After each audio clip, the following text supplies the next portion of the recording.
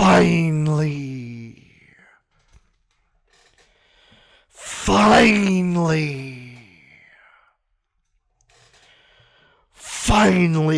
Jim Boylan has played Cafard. What's up, real MVPs? What's up, Bulls fans? Welcome in to another Ricky's Bulls reaction, and I totally need to apologize. I cannot remember the last time I did one of these for you guys. I know I didn't do one for the Nets game, and the frank way to put it is I'm a piece of shit, and I need to be better for you guys. So I am doing one today. We played tonight the Detroit Pistons, but I still want to give my thoughts about the Bucks reaction, and I'm still thinking, I can't believe I called myself a POS. That's kind of real hard on myself, but whatever. That's kind of how I'm feeling right now, because you guys deserve better. But let's talk about this loss to the Milwaukee Bucks. I don't get to do what I normally do. I haven't had the chance to. Only 4 of them on the year for the Bulls, but Bulls fall 115-101 to the Milwaukee Bucks, and we're going to get to what was in my intro. Don't worry, we are going to talk about the Gaff Daddy, and if you're new, that's my nickname. A, I'm bad at nicknames. B, I love the word. Whenever it's a nickname, it's just that person's name and then daddy at the end of it. Schwarber, Schwar Daddy. Gafford, Gaff Daddy. He's the Gaff Daddy. And I'm going to talk about Daniel Gafford. Don't you worry. But the thing I wanted to do was, first, I want to keep this positive. I know people in my Knicks reaction, mainly non-Bulls fans, were like, why are you so excited? You guys beat a bad Knicks team. And I mean, I get it. Your team lost, so you want to bring me down with you. But I want to try to look at the positives from this because, let's be honest, we know the negatives of this team. They are still there. They're a young team. They can't close. They're a young team. They forget what was working for them, and they go like, for example, Stacey King. I don't know why they don't keep running ball screens to Daniel Gafford. They went into ISO ball. We started to slip away in the game a little bit. That was in the first half.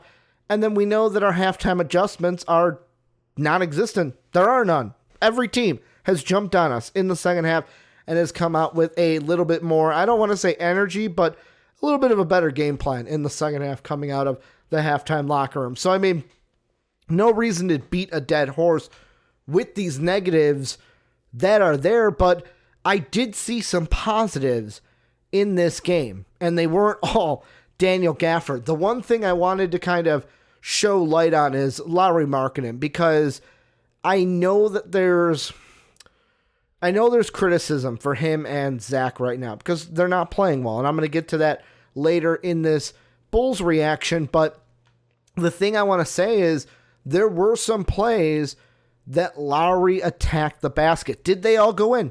No. One he got fouled on, and it didn't go in, but he got to the line, and I'm like, yes, let's do more of that.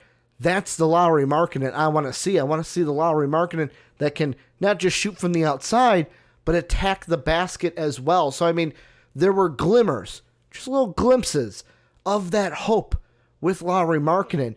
But mainly the big thing, I mean, Wendell Carter playing good in this one too. What was Wendell's final stat line? He only finished modest 6 and 8, 6 points, 8 rebounds, because everything was about Daniel Gafford. Daniel freaking Gafford. And I never root for an injury, but if just Luke Cornett could just never play again for the Bulls, and I shouldn't say that. Maybe, you know what? Yeah, I am going to say that. Never play again for the Bulls, because Daniel Gafford is the guy, is the future behind Wendell Carter. There's now 3 guys. I said to Dave on the podcast for Superfans this week, there's 1 guy that's an untouchable, 2 guys that's the future. Now there's 2 guys that are untouchable, 3 guys really. Kobe, Wendell, and Daniel Gafford in no order. Those are my untouchables. Gafford gets added to it. And I know people are going to say, Ricky, you're overreacting over one game, but I think the thing, and I pause there because seeing Daniel Gafford in Summer League, this is the Daniel Gafford that Dave and I were able to see live in Las Vegas. The Daniel Gafford that was dominating.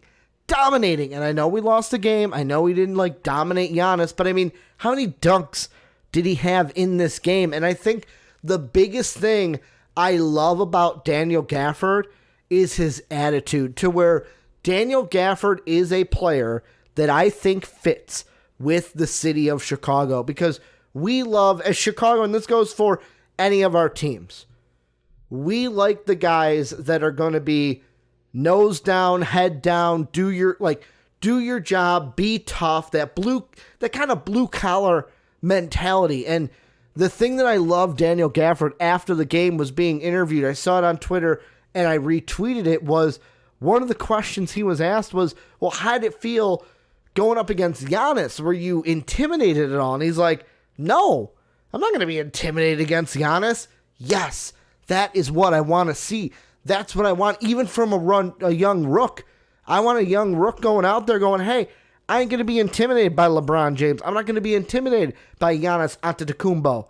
I'm going to go out there. I'm going to do my job. I'm going to do what I do best. And for Daniel Cafard, that's dunk the ball and block shots on the other end. And we saw both of those. How many blocks did he have in this one? Only 2. Thought he had more than that. Only 2 blocks. But I mean, this was not a bad game for the Bulls. Cafard was the spotlight. But I mean, the thing I liked throughout this entire game is we were never out of it. We were never fully out of this game. And I know losing sucks. I know it sucks. But we're kind of seeing some growth with this team right now, because you look at earlier in the year, first game of the year against the Hornets, we were out of that game. Blown out of the water. Then it's like, here, let me pull up our schedule really quick because I don't have it up. Let's see. Hornets. Well, I shouldn't say blown out of the water. We only lost by 1, but they had a record performance. They beat us. But, like, you see other games. The Raptors, we lose by 20. The Knicks, we should have won that game. But, like, second half, we got blown out in the second half. Same thing with the Cavaliers. You look at the Pacer game. We were never really in that game. Never really. The Pacers had that all the way through. With the Lakers, how dominant they were against us in the second half. And we are now seeing a Bulls team where in the last 3 games, when we went to Milwaukee, although they're losses, when we went to Milwaukee didn't really dominate us. I know that it was because they weren't hitting their threes, and Giannis probably would have scored 50 if he could hit a damn free throw. But I mean, we weren't out of that game and only lost 124 to 115, only a 9-point loss. Then against the Nets, only a 6-point loss, another game where we were in there with a playoff team. And I know what you're saying, Ricky, they didn't have KD. If they had KD, they blow us out of the water. But then I look at it and I go, the Lakers had AD and LeBron, and we were winning handily in the first half. This was another one where it's like we hung with a playoff team, with a team that has had one of the best road, I think the best road record since last year into this year. And I mean, you got to take that, and although we lost, like, you can hang your hat on that. Hey, you know what? We hung with them. We didn't let them come into our home court and blow us out. So, I mean, maybe that's me trying to find the positive in a loss, but I mean, sometimes I feel like you got to do that. You can't just dwell on the loss. You got to look at the positive, because if we sit here and dwell on the negative, all we're going to be is sad and depressed. And there are good things happening with this team. Now, I'm going to be honest, Jim Boylan, what the hell you do? And like, how long did it take Jim Boylan to where, I know Will Perdue made a joke during halftime where he's like, well, Jim Boylan probably had 2 cups of coffee today because he finally had Daniel Cafard. Bulls Twitter, we have been calling for Daniel Cafard all year. Hey, where's Cafard? Why is Luke Cornett in? Hey, maybe you should play Cafard. It took him 13 games. What? 13. Let's see. 1, 2, 3, 4, 5, 6, 7, 8, 9, 10, 11, 12, 13, 14. This is the 14th. It took him until the 14th game. So 13 games without Daniel Cafard. And people like, why is Daniel Cafard in the G League? And it's like, why did it take this long? This is another reason, and I know I didn't want to dwell on the negative. I'm going to get to Boylan in a second, but This is the incompetency that I talked about before. Incompetent, Jim Boylan. Jim Boylan equal incompetent. But there were some tweets, 2 tweets, that I wanted to mention with this one that were said after the game. The first one was from Casey Johnson. I'm going to have it up here on the screen for you guys. And it's Zach Lavine, his comments after the game. And he says, it's going to be tough when your elite players, me and Lowry, don't perform at our level. You can understand we missed a lot of points and a lot of plays. We don't understand we have to we understand we have to pick it up. And I mean, there's a part of me that's like, all right, at least you get it. But there's a part of me that's like, okay, what are you going to do? Like with Zach, the big thing, and if you want to check out, Dave and I had a long discussion, maybe an overactive discussion, but if Zach is in the future or is right for the future of the Chicago Bulls, you should go give it a listen. It's kind of us, like Dave put it perfectly, we're kind of having our come to Jesus moment after we hyped the Bulls up all offseason, but I get that you understand, but when's it going to change? What's going to like, especially with Zach, what is different from this year to last year? Last year, great year. Then over the offseason, all these workout videos. And now I know how hyped we get about workout videos. Working out with his dad, working out on the beach, doing all this. And then this happens. Like, I hope this is just a slump. I do. Because how I sounded on that podcast was not very enthusiastic about the future of a Bulls and Zach Lavine future. And you can have whatever opinion you want of Zach right now, but for me, I think it's his decision making. I think he's thinking too much when he's on the court, and he's just got to loosey-goosey, to quote Jack Black. Just play a little bit more loosey-goosey. Like, there was a play in the first half of this game where he went to shoot, didn't, drove, and then even Stacey King's like, okay, now that's a spot where you should have shot. And I feel like people have been harping on him for hero ball, that was an example of like, okay, I'm not going to do that. I'm going to drive. And then it was the wrong decision too. So for Zach, I feel like, and maybe Lowry too, but more so for Zach, I think he's just in his own head right now. He's in his own head, and he needs something to clear his head, clear his mind, and go back to that player that we saw last year. And this kind of leads me into another tweet that I saw. The one that I'm coming from is Daniel Greenberg at Shy Sports Updates. And he had a tweet that said, Bulls head coach Jim Boylan said during last night's postgame press conference that he was considering playing the bench down the stretch and not playing Lauri Markkanen and Zach Lavine. That's not ideal. And I get it. It's not ideal. But the thing I will give Jim Boylan credit here is for adapting, is for evolving. Because the thing you don't want to see, and we've criticized Jim Boylan for this already this year, is hey, I'm going to ram my head into this wall until it works. I'm going to ram my head into this wall until I'm able to get through the wall. And that's not how you want to be. You want to adapt. Hey, that's not working. Let's try this. And right now, if the second unit is going to be the unit that helps you down the stretch, then go ahead and play. Because here's what's going on in my head is I get what you're saying. I get what everyone's saying. You want your starters out there in crunch time. We want Zach. We want Lowry out there in crunch time. But if they're not bringing it right now, if they're not going to put us in the right position to win, then should they really be out there? And I get people are going to overreact to that because it's like, well, Ricky, if it was LeBron James, you wouldn't sit LeBron James. Well, guess what? Zach Lavine and Lauri Markkanen are not LeBron James. So, I mean, little tomato there. But, I mean, I look at it and I go, is it ideal? No. But could it be beneficial to us? Yes. And the reason why I say that is, yes, we'd have a younger second unit out there.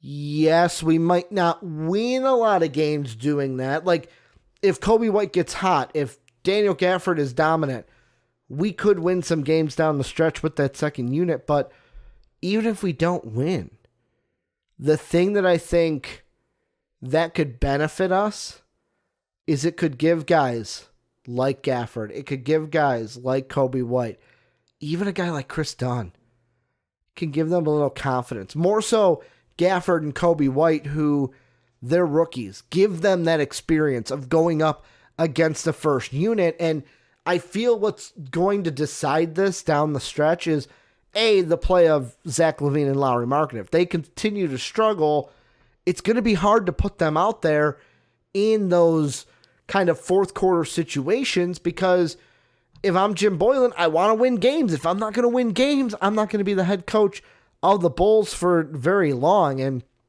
I know there's some people that are thinking that Jim Boylan will never get fired, but hey, we never thought that some other coaches would never get fired, and then they did.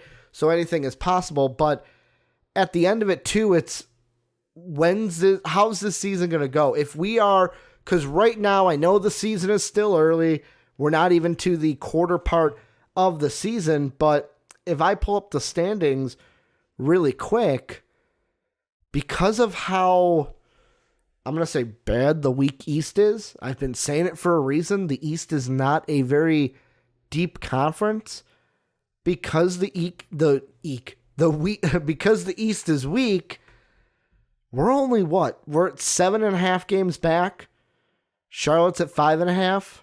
We're 2 games out of the 8th seed. We are 2 games. So the Hornets are 6 and 8. There's Brooklyn that's a half game behind them as of when I'm recording this Tuesday night. Then you have Atlanta, Detroit, and Cleveland are all a game and a half. And then you have us and the Knicks, who are 2 games back.